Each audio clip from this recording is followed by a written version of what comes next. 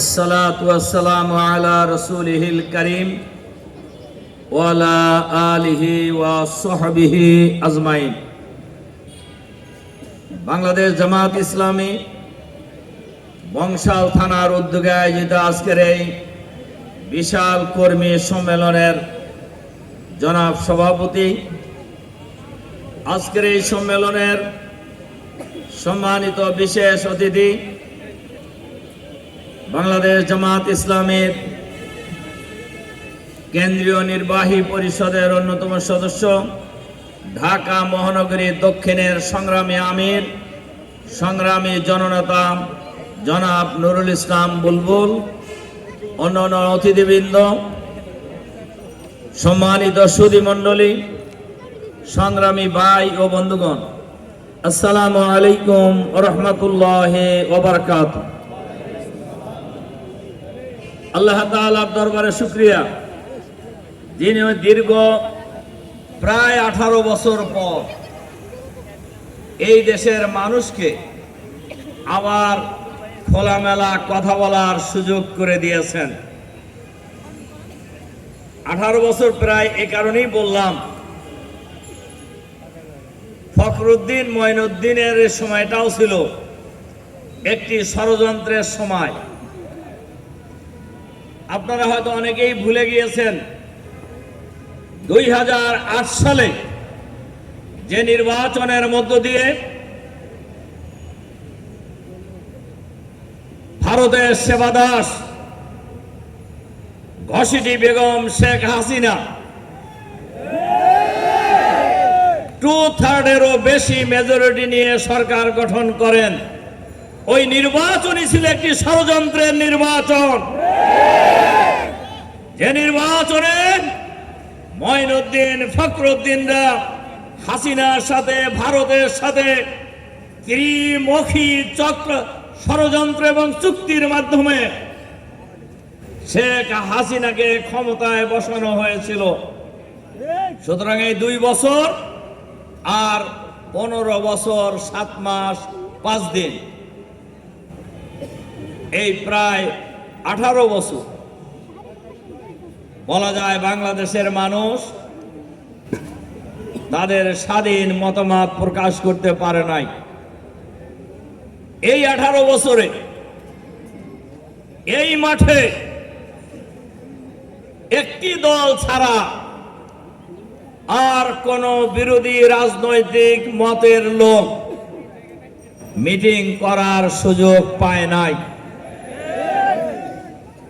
সুতরাং আল্লাহ তাআলার বিরাট মেহেরবানি, বিরাট অনুগ্রহ, এই দেশের মানুষকে আল্লাহ তাআলা এই দেশের 18 কোটি মানুষকে গত 5ই আগস্ট ছাত্র জনতার প্রতিরোধের মধ্যে, গণ অভ্যুত্থানের মধ্য দিয়ে আবার দ্বিতীয়বার স্বাধীন করেছেন, বাংলাদেশের মানুষকে মুক্ত করেছেন। এজন্য ওই মহান আল্লাহর দরবারে আবারও শুকরিয়া আদায় করি, আলহামদুলিল্লাহ। সম্মানিত সংগ্রামী ভাই সব, এবারের গণ অভ্যুত্থান অনেক দল, অনেক রাজনৈতিক দল, ছাত্র সংগঠন, কৃষক, শ্রমিক, মেহনতি মানুষ সবাই ঐক্যবদ্ধভাবে আন্দোলন করেছেন এবং গণ অভ্যুত্থানের মধ্য দিয়ে শেখ হাসিনা পদত্যাগ করে পালিয়ে তার নিজের দেশে আশ্রয় গ্রহণ করেছেন। এটা শুধু আন্দোলনের মধ্যে দিয়ে হয়েছে আমি এটা মনে করি না, এটা আল্লাহ তাআলার এক বিরাট পরিকল্পনায় এই ঘটনা ঘটছে। আন্দোলন আগে হয়েছে না? বলেন হয়েছে কিনা? হয়েছে। সুতরাং এই আন্দোলন সরকারের বিরুদ্ধে, হাসিনার বিরুদ্ধে, আওয়ামী লীগের বিরুদ্ধে, ভারতের তাবেদারদের বিরুদ্ধে, বাংলাদেশের সকল শ্রেণী পেশার মানুষ, সকল রাজনৈতিক দল আওয়ামী লীগের নেতৃত্বে, শেখ হাসিনার নেতৃত্বে 2009 সালে 10ই জুন সরকার গঠন করার পর থেকেই এই সরকারের বিরুদ্ধে, সরকারের অপকর্মের বিরুদ্ধে এদেশের মানুষ আন্দোলন করেছে, কিন্তু কোনো আন্দোলনই যৌক্তিক পরিণতি লাভ করতে পারেনি। কিন্তু এবারে মাত্র 36 দিনের ব্যবধানে প্রথমে ছাত্র সমাজ তাদের কোটা সংস্কারের দাবিতে আন্দোলন শুরু করেছেন, কিন্তু এই ঘসিটি বেগম, শুধু ঘসিটি বেগম নয়, যুগে যুগে যারা এই ফ্যাসিবাদ প্রতিষ্ঠা করেছে, স্বৈর শাসন কায়েম করেছেন, তারাই জনগণের কণ্ঠরুদ্ধ করার জন্য সকল সময় চেষ্টা করেছে। তাদের বিরুদ্ধে কেউ বলুক, এটা তারা কোনো সময় পছন্দ করে নাই। যার কারণে এবারও ছাত্র সমাজ যখন তাদের অধিকার কোটা সংস্কারের আন্দোলনের নামে সংগ্রাম শুরু করেন, তখন প্রথমে তুচ্ছ তাচ্ছিল্য করে এই আন্দোলনটাকে দমন করার চেষ্টা করেছেন।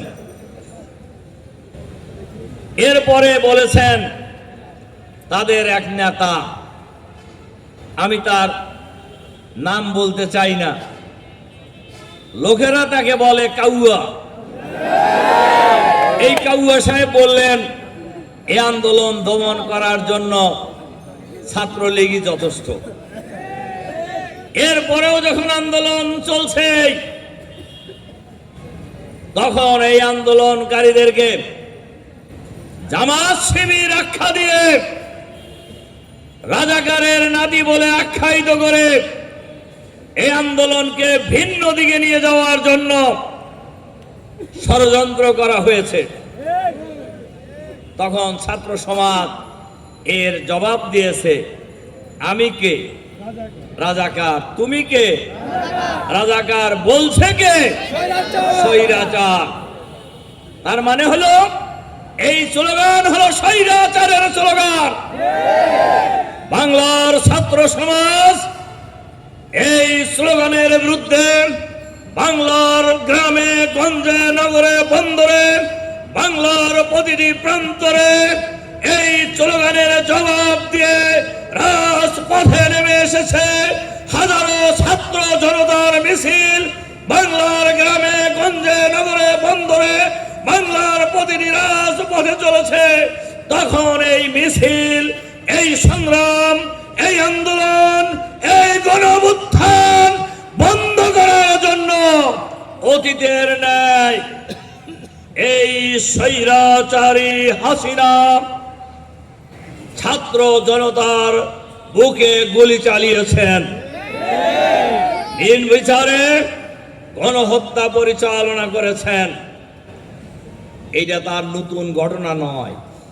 এর আগেও এইভাবেই বাংলাদেশের মানুষের উপরে 2009 সালে ক্ষমতায় আসার পর থেকেই প্রথমে বিডিআরের দেশপ্রেমিক সেনা কর্মকর্তাদেরকে নির্বিচারে হত্যা করা হয়েছে। এরপরে জামাত ইসলামীর আমির শহীদ মাওলানা মতিউর রহমান নিজামী সহ 11 জন নেতা কর্মীকে, আমাদের 11 জন শীর্ষ নেতাকে ফাঁসি দিয়ে জেলখানায় অন্যায়ভাবে হত্যা করা হয়েছে। এই শাপলা চত্বরে নিরীহ নিরপরাধ ঘুমন্ত আলেমদের মিছিলে বেঘুমন্ত আলেমদের উপরে নির্বিচারে গুলি করে শত শত মানুষকে হত্যা করা হয়েছে।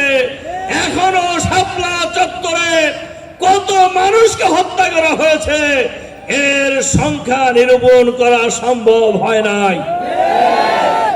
শুধু তাই নয়,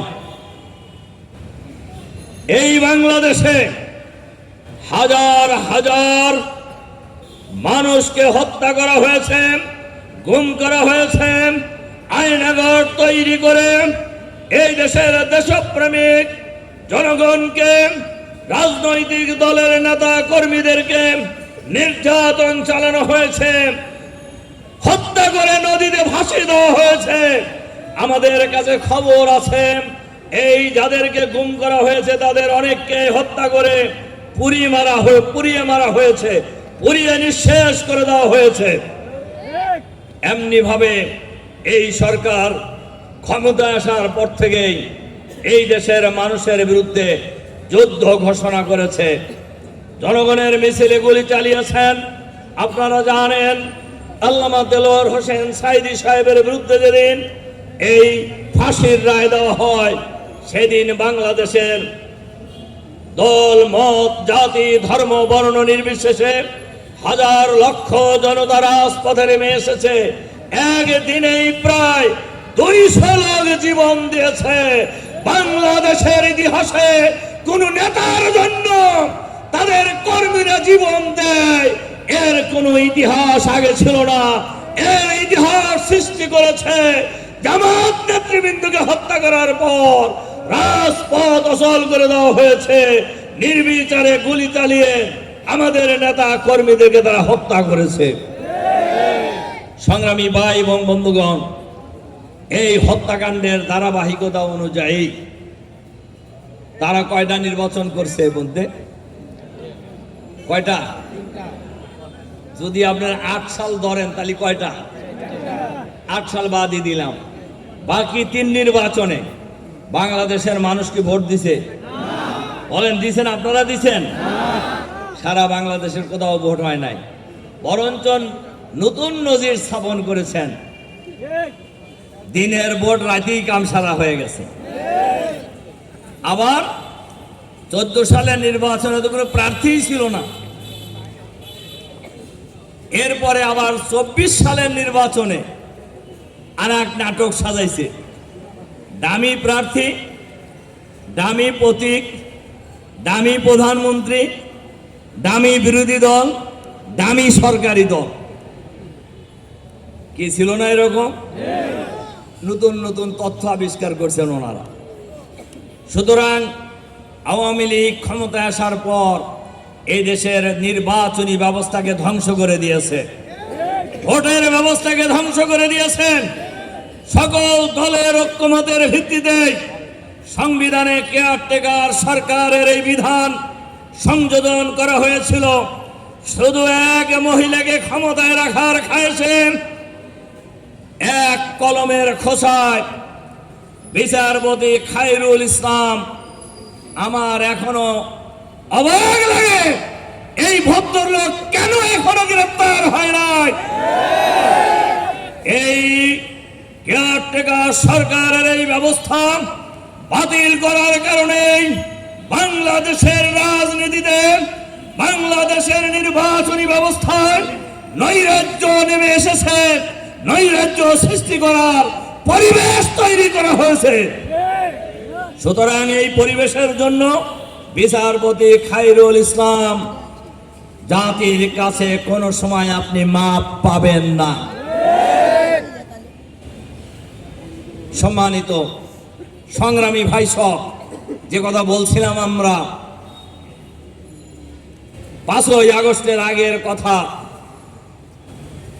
আপনারা শুনেছেন। সেই দামি প্রধানমন্ত্রীর বক্তব্য, উনি বলছেন যে এই আন্দোলন করতেছে জামাত শিবিরের লোকেরা, এবং এই কথা বলে তিনি, আপনাদের মনে থাকার কথা, 1 তারিখে জামাত শিবিরকে তারা নিষিদ্ধ ঘোষণা করছিলেন। কি করছিলেন না? কেন করছিলেন? যে জামাত শিবির নিষিদ্ধ করলেই জামাত মাঠে নামে পড়বে, এই কারণে তখন পরিস্থিতিটা অন্যদিকে ঘুরিয়ে দেওয়া যাবে। কিন্তু জামাত সেই কাজ করে নাই। করছে সে কাজ?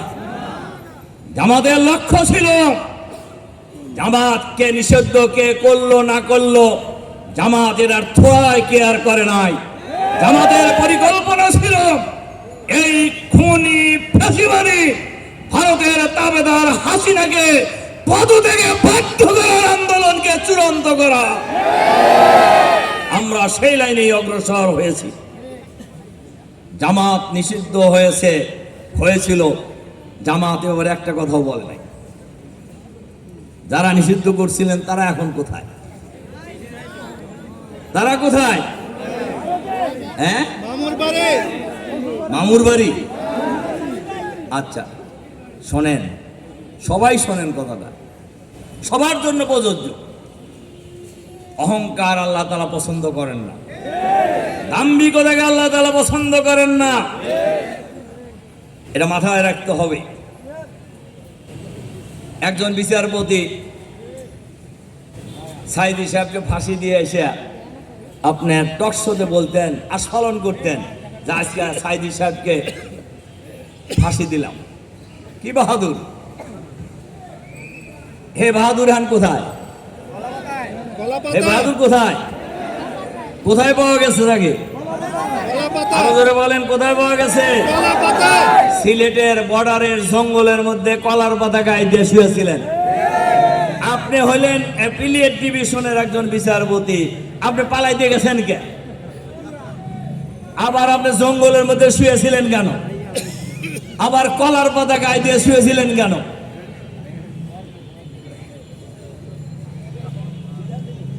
রাসূল সাল্লাল্লাহু আলাইহি সাল্লামের একটা হাদিস আছে,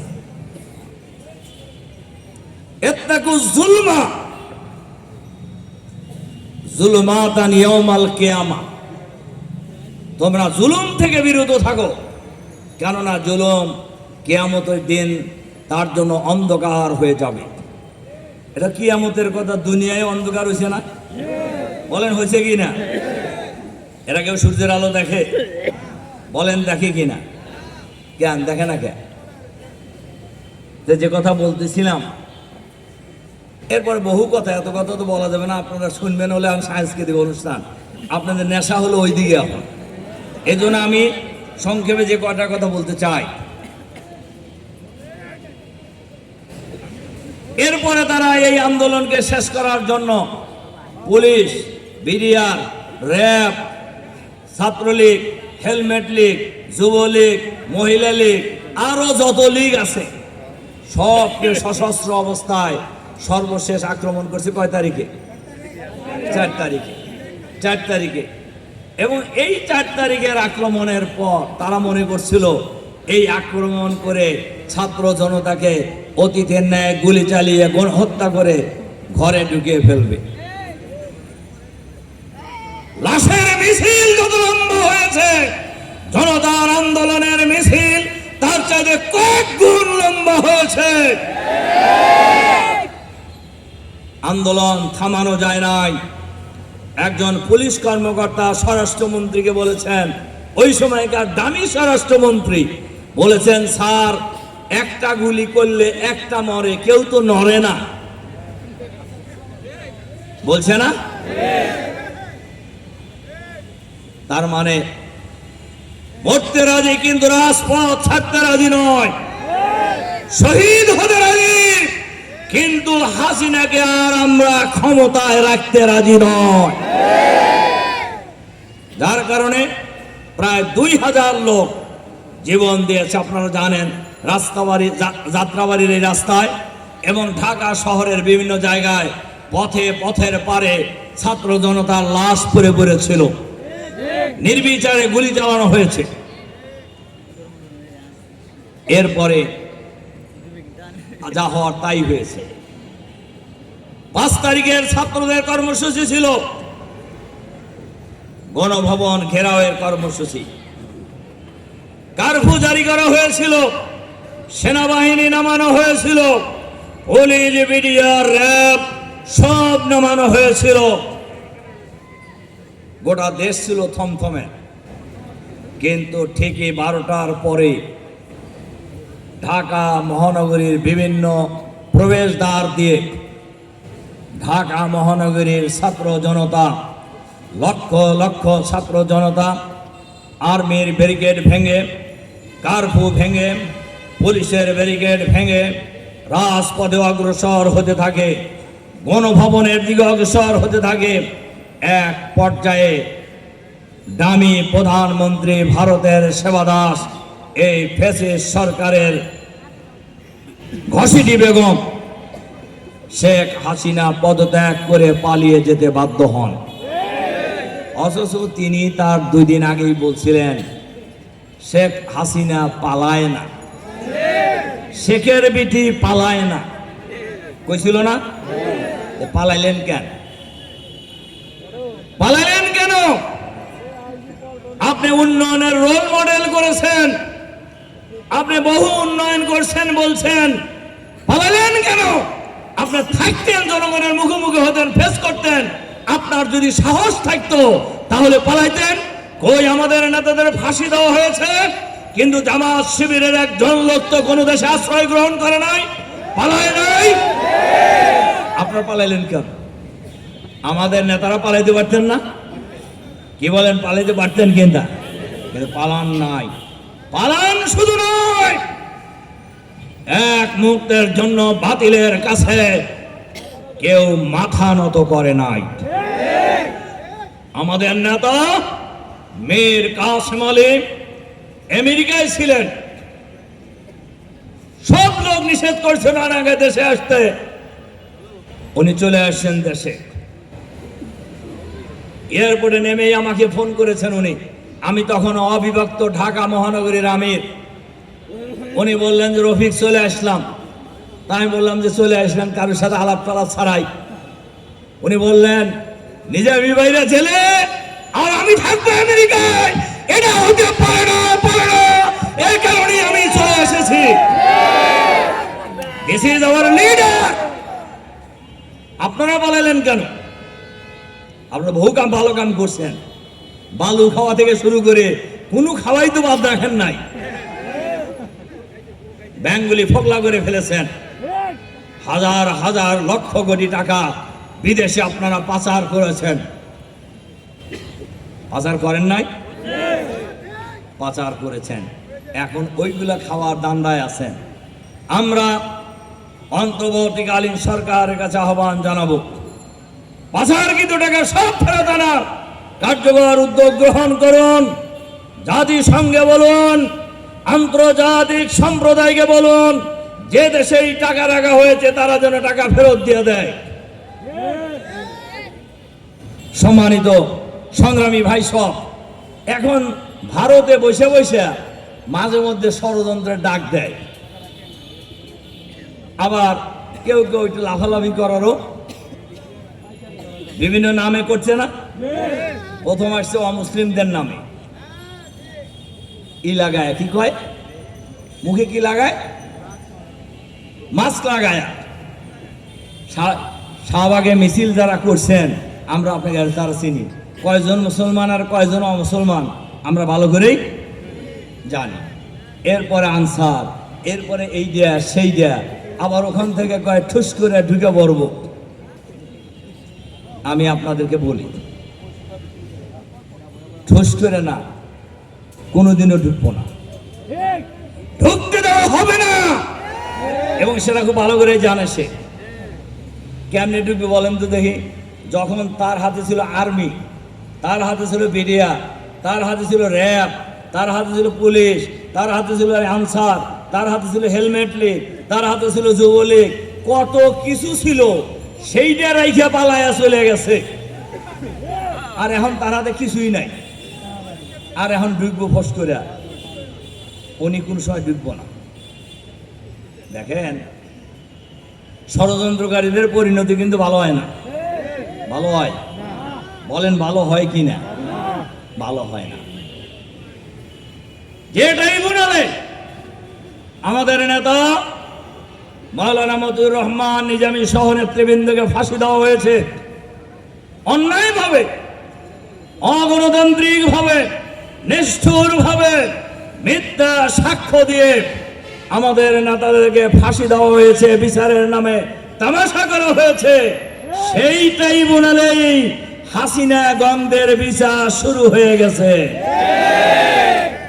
আমরা এই অন্তর্বর্তীকালীন সরকারের কাছে আহ্বান জানাবো, অবিলম্বে শেখ হাসিনা সহ এই স্বৈরাচারের দোসর যারা দেশে বিদেশে পালিয়ে গিয়েছেন সবাইকে ফিরিয়ে আনতে হবে।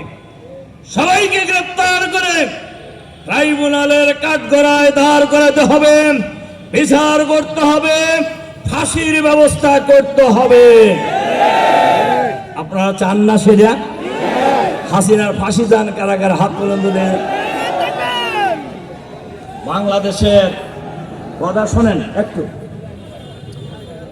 বাংলাদেশের 18 কোটি মানুষ এই 2-4 জন বর্ণ চোরা হাসিনার দোষর, এরা ছাড়া আওয়ামী লীগের লোকেরাও হাসিনার বিচার চায়। আর হাসিনার কারণে তাদের অবস্থা তো খারাপ, তাদের অবস্থা খারাপ। এই জন্য আমি আজকের এই বিশাল জনসভা, এটা তো আসলে কর্মী সম্মেলন না, জনসভা হয়ে গেছে। বিশাল জনসভায় আমি আপনাদের কাছে, অন্তর্বর্তীকালীন সরকারের কাছে আমি আহ্বান জানাবো, হাসিনাকে সহ সবাইকে ফিরে আনতে হবে, বিচারের মুখোমুখি করতে হবে। এখনো যারা গ্রেপ্তার হয় নাই তাদেরকে গ্রেপ্তারের কার্যকর উদ্যোগ গ্রহণ করতে হবে। 2, প্রশাসনের মধ্যে স্বৈরাচারের ফ্যাসিবাদের দোসর যারা এখনো নিয়োজিত থেকে কলকাঠি নাড়ানোর জন্য চেষ্টা করছেন, আমরা আপনাদেরকে চিনি। এটা মনে করেন না আপনাদের চিনি না। আমরা অন্তর্বর্তীকালীন সরকারের কাছে আহ্বান জানাবো, প্রধান উপদেষ্টা ইউনূস সাহেবের কাছে আহ্বান জানাবো, আপনার আশেপাশেও স্বৈরাচারের দোসর থাকতে পারে। যেখানেই স্বৈরাচারের দোসর অবিলম্বে গ্রেপ্তার করে আপনারা বিচারের মুখোমুখি করুন। এটা বাংলাদেশের 18 কোটি মানুষের দাবি। সংগ্রামী ভাই এবং বন্ধুগণ, এর সাথে সাথে হাসিনার ওই দিকে লম্প জম্প দেখে যারা বাংলাদেশে উকি মারার চেষ্টা করছেন, আপনারা ভুল পথে আছেন। আপনারা ভুল পথে আছেন। যে যত নড়াচড়া করবেন সে তত বিপদে পড়বেন, যে যত উকি মারবেন সে তত বিপদে পড়বেন। কথা খুবই পরিষ্কার। ছাত্র জনতার রক্ত নিয়ে হোলি খেলেছেন, আবার নড়াচড়া করতে চান, এ কথা ভুলে যান। সংগ্রামী ভাই এবং বন্ধুগণ, আর আমাদের পার্শ্ববর্তী প্রতিবেশী দেশ, আমরা প্রতিবেশী দেশের সাথে সবসময় সম্পর্ক ভালো চাই, সম্পর্ক উন্নয়ন চাই, তবে সেবা দাসগিরি করার জন্য নয়। দাদাগিরি করা বাংলাদেশের মানুষ পছন্দ করে না। যারা এই দাদাগিরি করবে, দাদাগিরি করাকে সমর্থন করবেন, তাদের বিরুদ্ধে বাংলাদেশের মানুষ ঐক্যবদ্ধ প্রতিরোধ করে তুলবে ইনশাআল্লাহ বাংলাদেশে। সংগ্রামী ভাই এবং বন্ধুগণ, কাজেই বাংলাদেশ জামাত ইসলামী আমাদের প্রিয় জন্মভূমি এই বাংলাদেশে একটি সুখী সমৃদ্ধশালী, চাঁদাবাজ মুক্ত, সন্ত্রাস মুক্ত, নৈরাজ্য মুক্ত, দখলবাজ মুক্ত, আধুনিক মানবিক ইসলামের কল্যাণ রাষ্ট্র কায়েম করতে চাই। আপনারা চান না সেটা? চাঁদাবাজ, আমার ধারণা চাঁদাবাজ সমর্থন করা লোকের সংখ্যা খুবই, দুর্নীতিবাজ লোকের সংখ্যা, দুর্নীতিকে সমর্থন করার লোকের সংখ্যা খুবই কম। ডাইল খাওয়ার লোক সমর্থন করার সংখ্যা খুবই। ডাইল খাওয়া বোঝেন নাকি? ডাইল খাওয়া বোঝেন? হ্যাঁ বোঝেন? আচ্ছা, কেউ কেউ বোঝেন, কেউ কেউ বোঝেন না। আচ্ছা, বাংলাদেশের মানুষ অন্যায়ের বিরুদ্ধে সবসময় সোচ্চার। আমরা বাংলাদেশকে একটি সুন্দর বাংলাদেশ হিসেবে গড়ে তুলতে চাই। সেখানে 2টা প্রশ্ন কমন আসতেছে মাঠ থেকে না, যারা এটা পছন্দ করে না তারা বলতেছে যে জামাত ক্ষমতায় গেলে মহিলাকে তো ঘরের মধ্যে ঢুকায় ফেলবো। একটা আওয়াজ কিন্তু উঠছে গ্রামে গঞ্জে, খেয়াল করছেন কিনা আপনারা? যে সব দলই দেখা শেষ, এবার দেখবো আমরা ইসলামী দলকে। আবার ভালো করে কয়েক জামাত ইসলামী কি কি বলেন, বলে কি না? তখনই এই প্রশ্নটা দেখা দিতেছে। আমরা বলি জামাত ক্ষমতায় গেলে মহিলারা সবচেয়ে ভালো থাকবে, মহিলারা মায়ের জাতি, এদের মর্যাদা থাকবে সবার উপর। মেয়েরা স্কুল কলেজ বিশ্ববিদ্যালয়ে পড়বে, বিসিএস পরীক্ষা দেবে, পুলিশ অফিসার হবে, আর্মি অফিসার হবে, সচিব হবে, ব্যাংকার হবে। এই দেশ গঠনের কাজে সমানভাবে অংশগ্রহণ করবেন ইনশাআল্লাহ। শুধু ক্ষেত্রটা একটু ভিন্ন হবে। আরেকটা প্রশ্ন সব জায়গায় আলোচিত হইতেছে, জামাত যদি ক্ষমতায় যায় তাহলে অমুসলিমদের কি হবে? আমরা বলি অমুসলিমরা সবচেয়ে ভালো থাকবে। নাগরিক হিসেবে তার সকল মৌলিক অধিকার সরকার নিশ্চিত করবে, আর তার সকল ধর্মীয় অধিকার, একজন মুসলমান তার ধর্মীয় অধিকার যেমন পালন করার সুযোগ পাবে, তেমনি ভাবে একজন অমুসলিমও তাদের ধর্মীয় অধিকার পালন করার সুযোগ পাবে। আর ধর্মীয় অধিকার নিশ্চিত করার দায়িত্ব ইসলামী সরকারের। সুতরাং এবারের 5ই আগস্টের পর আমরা শিবির, জামাত সহ বিএনপির লোকেরা অনেক জায়গায় হিন্দুদের মন্দির পাহারা দিয়েছে, ব্যবসা প্রতিষ্ঠান পাহারা দিয়েছেন। তখন আর কোনো দলের পাহারার প্রয়োজন হবে না। তখন ইসলামী রাষ্ট্র অমুসলিমদের মন্দির পাহারার দায়িত্ব পালন করবে, তাদের অধিকার নিশ্চিত করার দায়িত্ব পালন করবে।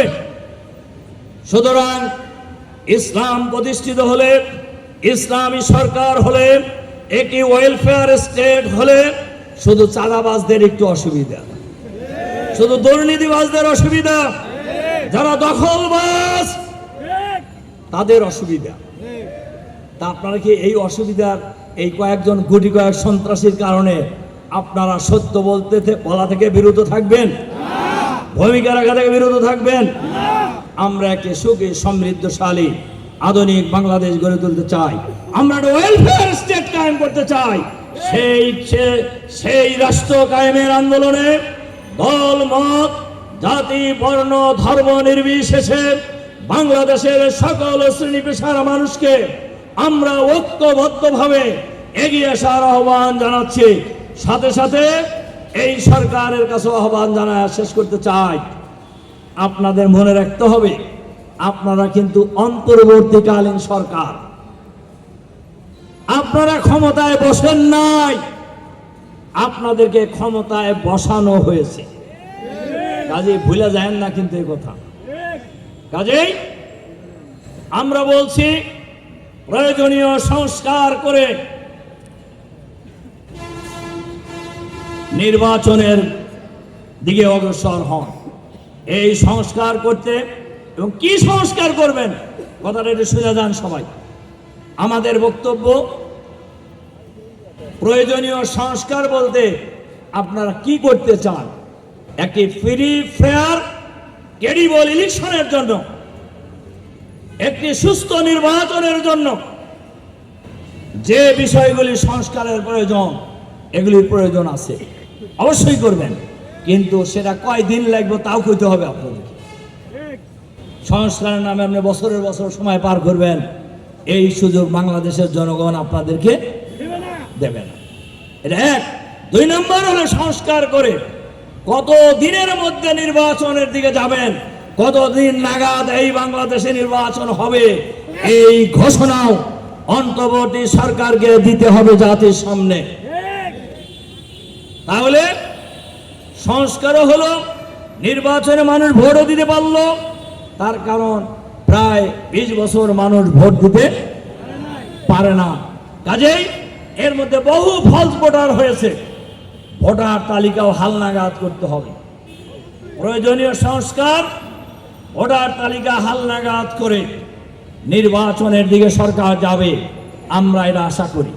এবং সরকার ভবিষ্যতে নির্বাচনের মধ্য দিয়ে, নিরপেক্ষ নির্বাচনের মধ্য দিয়ে ভোটারদের ভোট দেওয়ার সুযোগ করে দিয়ে নির্বাচিত সরকারের হাতে আগামী দিনে ক্ষমতা হস্তান্তর করবেন, এইটা এই জাতি প্রত্যাশা করে। কাজেই অন্তর্বর্তীকালীন সরকারের কাছে এই আহ্বান জানিয়ে সকল ধরনের ষড়যন্ত্রের বিরুদ্ধে, অনাচারের বিরুদ্ধে, দেশের স্বাধীনতা সার্বভৌমত্বের বিরুদ্ধে, বাংলাদেশের সীমানার বিরুদ্ধে যারা এই ষড়যন্ত্রে লিপ্ত হবে, এই গোষ্ঠীর বিরুদ্ধে ঐক্যবদ্ধ প্রতিরোধ আন্দোলন গড়ে তোলার জন্য জাতীয় ঐক্য গড়ে তুলে আমরা সেই প্রতিরোধ করব ইনশাআল্লাহ। সেই আহ্বান জানিয়ে আপনাদের প্রতি আবারও আন্তরিক সালাম এবং মোবারকবাদ জানিয়ে আপনাদের সুস্বাস্থ্য এবং সার্বিক মঙ্গল এবং কল্যাণ কামনা করে আপনাদের পরিবার পরিজনের প্রতিও সালাম জানিয়ে আমার বক্তব্য এখানে শেষ করছি। আল্লাহ হাফেজ। বাংলাদেশ জিন্দাবাদ, জামাত ইসলামী বাংলাদেশ জিন্দাবাদ, ছাত্র জনতা জিন্দাবাদ। আসসালামু আলাইকুম ওয়া রাহমাতুল্লাহি ওয়া বারাকাতুহু।